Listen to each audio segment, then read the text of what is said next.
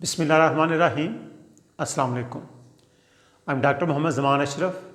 I welcome you all in basic organic chemistry. Today, our topic is hyperconjugation. First of all, we define what is hyperconjugation, and then the electron donating effect of methyl and other alkyl groups, it will be discussed. Then stability of carbocations and stability of substituted and unsubstituted alkenes, they will be discussed in this lecture. So let's start with hyperconjugation. अगर आप conjugation की बात करें, then we have the system in which alternative double and single covalent bonds are present. इससे पहले हमने इसी तरह के सिस्टम जो है वो डिस्कस किए जिनमें कॉन्जुगेशन होती थी, वहाँ जहाँ पाई इलेक्ट्रॉन जो है वो मूव करते थे या डीलोकलाइजेशन में वो इन्वॉल्व होते थे, या जो दूसरा फैक्टर था इधर नेगेटिव चार्ज या n electrons they involve in delocalization और कॉन्जुगेशन, या जो है वो आप कह सकते हैं इन जो है वो जब आप कॉन्जुगेशन को डिस्कस करते हैं एन इलेक्ट्रॉन्स या pi electrons they involve in conjugation और delocalization. But hyper conjugation it is somehow different as compare to conjugation. जैसे आप जो है वो टेंशन की बात करते हैं, it is some sort of anxiety या स्ट्रेस की वजह से जो है वो जनरेट होती है. बट इफ़ इट इज़ जो है वो ये अगर लिमिट्स क्रॉस करेगा then it is hypertension, and hypertension is a cardiovascular disease है ये. इसी तरह अगर आप जो है वो हाइपर कॉन्जुगेशन की बात करें तो ये थोड़ा अनयूजुअल है एज़ कम्पेयर टू कॉन्जुगेशन. वहाँ तो पी ऑर्बिटल जो है वो पैरेलल हैं. आप ये जो है वो कहते हैं when p orbital they are parallel then they involve in conjugation. Okay, तो इस तरह आप ये जो है वो सिस्टम लिख देते हैं. But hyper conjugation it involves sigma electrons donation or in hyper conjugation sigma electrons they involve in delocalization. इसका मतलब ये है कि हाइपर कॉन्जुगेशन में जब आप स्ट्रक्चर ड्रा करेंगे different, then sigma electrons they transfer from one centre to another centre. मिसाल के तौर पे if we have carbon attached with hydrogen, and then this carbon, if it is further attached with this type of system, या तो वहाँ जो है वो p ऑर्बिटल हो या वेकेंट p ऑर्बिटल हो, तो ये जो है वो आप इसका जो दूसरा स्ट्रक्चर जो है वो इस तरह ड्रा कर सकते हैं. कार्बन, ये we have double bond and then C, negative charge, यहाँ एक जो है वो इसका बॉन्ड है, and here we have. So temporarily the bond which is present between carbon and hydrogen, this is a sigma bond. ये electron जो है वो डीलोकलाइज हुए हैं और जो है वो पहले यहाँ डबल बॉन्ड आएगा, फिर ये जो है वो नेगेटिव चार्ज यहाँ शिफ्ट होगा, and carbon hydrogen bond is cleaved for the time, and that's why this hydrogen possess a positive charge. तो इसी वजह से, क्योंकि यहाँ कार्बन हाइड्रोजन बॉन्ड जो है वो क्लीव हो रहा है, यहाँ जितने भी डीलोकलाइजेशन आप या कॉन्जुगेशन जो डिस्कस करते हैं या आप जो है वो रेजोनेंस स्ट्रक्चर ड्रा करते हैं, वहाँ कभी भी कोई बॉन्ड आप जो है वो नहीं तोड़ते. सारे बॉन्ड जो for example carbon carbon bond ये यही रहेगा sigma bond, this carbon carbon sigma bond and this carbon carbon sigma bond, ये अपनी जो है वो ओरिजिनल पोजीशन में जो है रहेंगे. ओनली पाई इलेक्ट्रॉन्स या पाई बॉन्ड जो है वो आगे शिफ्ट होगा. सिग्मा इलेक्ट्रॉन या सिग्मा बॉन्ड जो है वो उसी पोजीशन पर रहेगा जहां वो ओरिजिनली जो है वो है. But in this case carbon hydrogen sigma bond is temporarily cleave, टूट जाएगा थोड़ी देर के लिए. That's why in some text this hyper conjugation is also referred as no bond resonance, जिसमें आप जो है वो कार्बन हाइड्रोजन जो बॉन्ड है वो आप टेम्परेरीली तोड़ देते हैं. सो लेट्स डिस्कस इसी फिनोमेना को अगर आप इलेबोरेट करें. मिसाल के तौर पे if we have carbocation stability,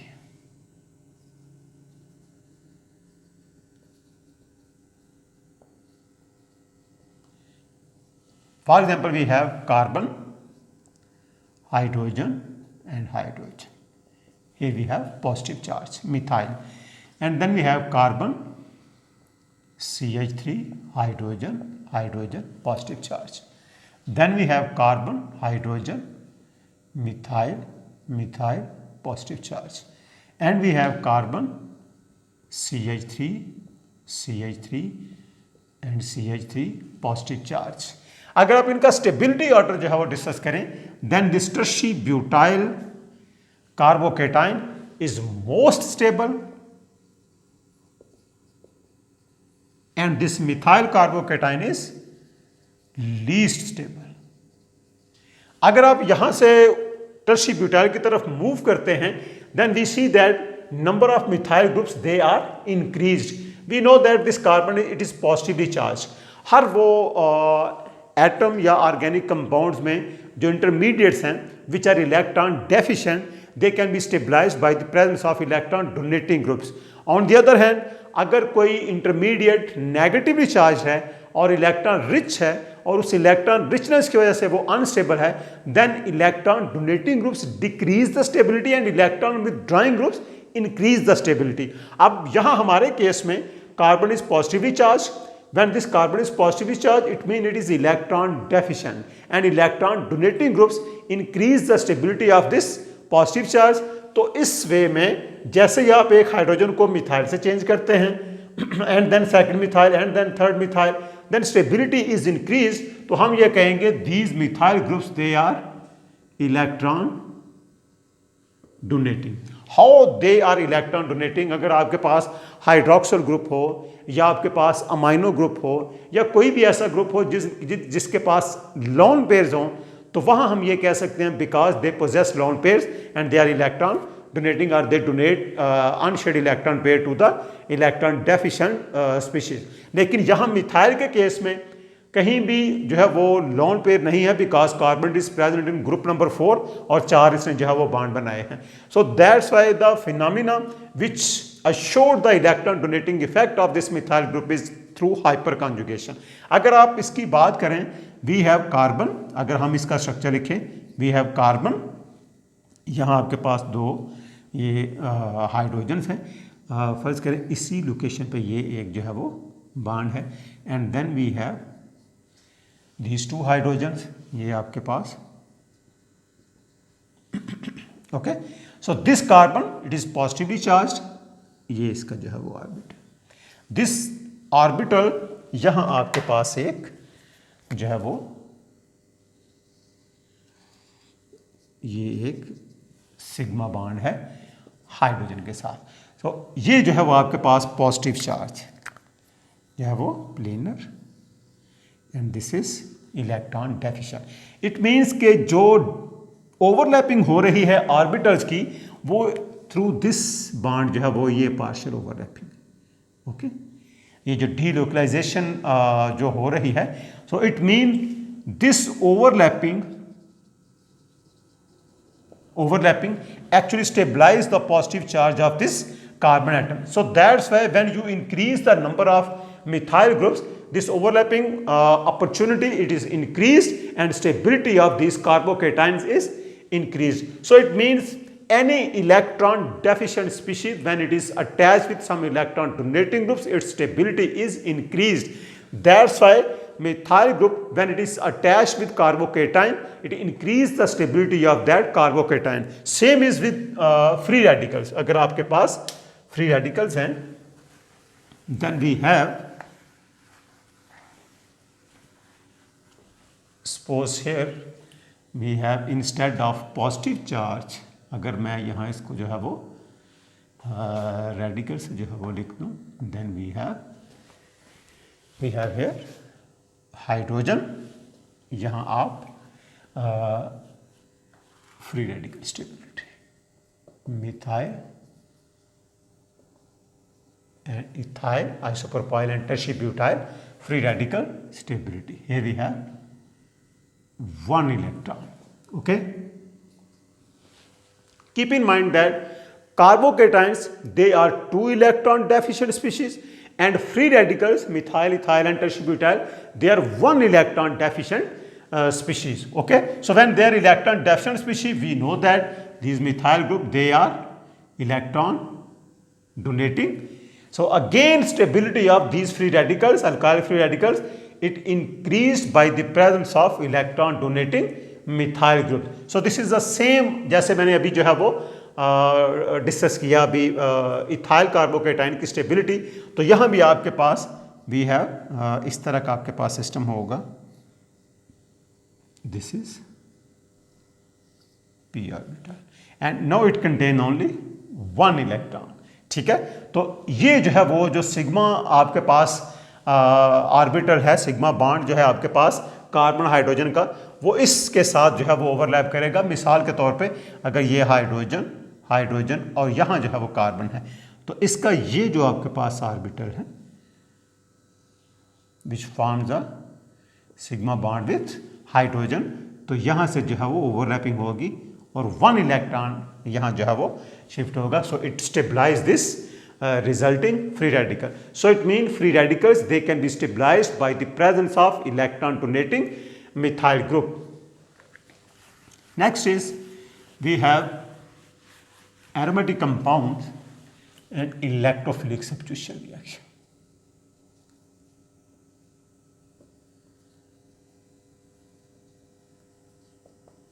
For example, we have in case of unsubstituted benzene, आप किसी भी पोजीशन पर रिएक्शन करें, all carbons they are equivalent. But if you have a methyl group, अगर आपके पास यहाँ मिथाइल ग्रुप है तो आप इसका रिएक्शन करते हैं किसी इलेक्ट्रोफाइल के साथ. Okay, now you have these two positions are equivalent और इनको आप जो है वो कहते हैं ortho. Here we have meta and और ये आपके पास it is para. So it mean you have 2 ortho position, 2 meta position and 1 para position. So incoming electrophile ये जो है वो ऑर्थो पे भी अटैक कर सकता है, मेटा पे भी अटैक कर सकता है और पैरा पे भी अटैक कर सकता है. और आप ये कहते हैं this methyl group is electron donating and all electron donating groups they are ortho para directing. अब यहाँ जब आप इसका इलेक्ट्रॉन डोनेटिंग इफेक्ट जो है वो एक्सप्लेन करते हैं तो आप कहते हैं this methyl group it is electron donating by hyper conjugation. Okay, तो किस तरह ये जो है वो इंक्रीज करता है. अगर आप जो है वो इसको इस तरह एक्सप्लेन कर रहे हैं देन इट्स ओके, बट ये बात आप याद रखिएगा, this is toluene. Okay, methyl benzene.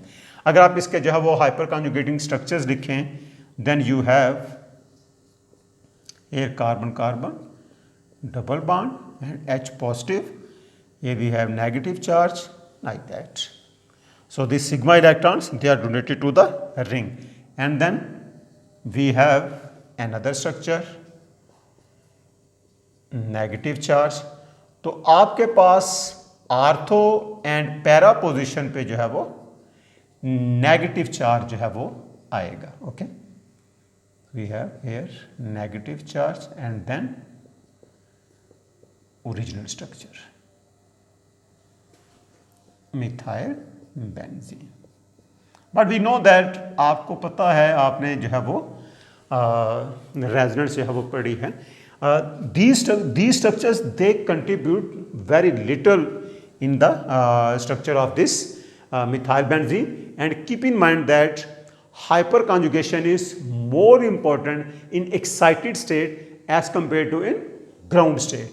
अगर आप जो है वो अटैक करते हैं इलेक्ट्रोफाइल में भी, अगर आप इसका अटैक करवाते हैं आर्थो पोजिशन पे, here we have E and we have H, then we have here positive charge. okay, या आप इसका अटैक करवाते हैं मेटा पोजिशन पे, then we have E H positive charge and here, या आप इसका अटैक करवाते हैं पैरा पोजिशन पे, we have hydrogen E and then positive charge. okay, so these different types of intermediates, they are formed after the attack of incoming electrophile either at ortho position, meta position and para position. And we हमारी जो observation है based upon experimental investigation, हम ये कहते हैं this methyl group is ortho para directing. तो यहाँ आप जो है वो साबित कर सकते हैं why this methyl group is ortho para directing. What is this? This is positively charged ion, arenium ion. Actually this is carbocation. अगर आप इसकी जो है वो डीलोकलाइजेशन शो करें, अगर ये बाण यहाँ आए और ये बाण जो है वो यहाँ आए, तो आप इसका एक और जो रेजोनेंस स्ट्रक्चर ड्रा कर सकेंगे. It is like that. यहाँ आपके पास methyl and here we have positively charge carbon.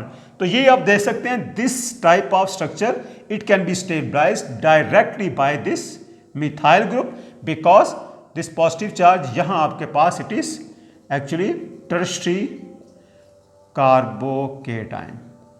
On the other hand अगर आप जो है वो इसका स्ट्रक्चर ड्रा करें, अगर ये बॉन्ड जो है वो यहाँ शिफ्ट होगा तो पॉजिटिव चार्ज यहाँ आएगा. ओके. और अगर ये जो है वो ये बॉन्ड यहाँ शिफ्ट होता है तो positive charge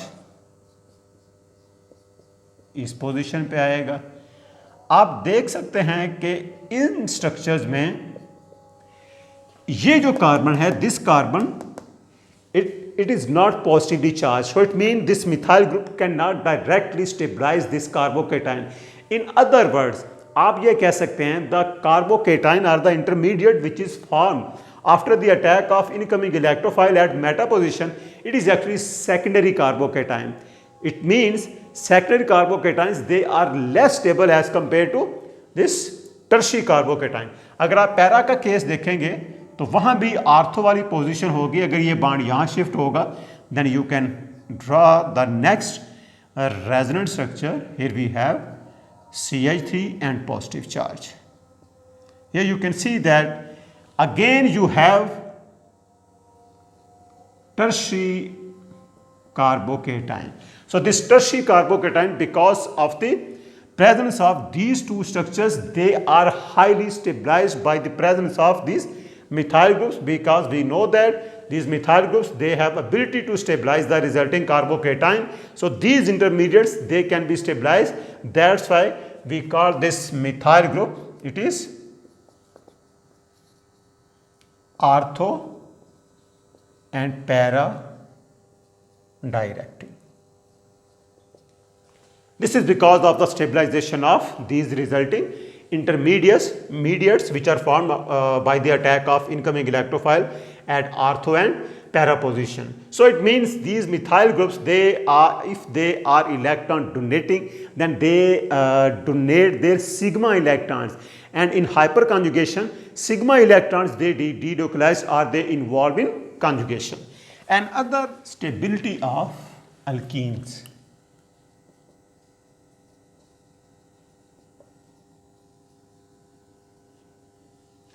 Stability of alkene, it can also be justified by electron donating effect of methyl groups. For example, we have if carbon-carbon double bond, hydrogen, ethene. If we have, अगर आप इसके साथ एक methyl group लगा दें CH3C hydrogen, या इसके साथ दो लगा दें CH3C CH3H, या इसके साथ आप एक और लगा दें. बट दो ग्रुप्स इनकी पोजीशन आप जो है वो चेंज कर लें. और we have CH3C CH3. It is ethene, propene, cis, 2-butene and trans 2-butene, and it is 1 2 no, here we have 1 2 3 or 1 2 3, it is 2-methyl propene.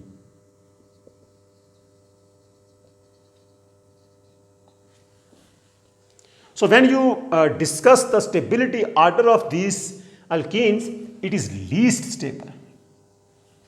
After that, when you add one methyl group, stability is increased.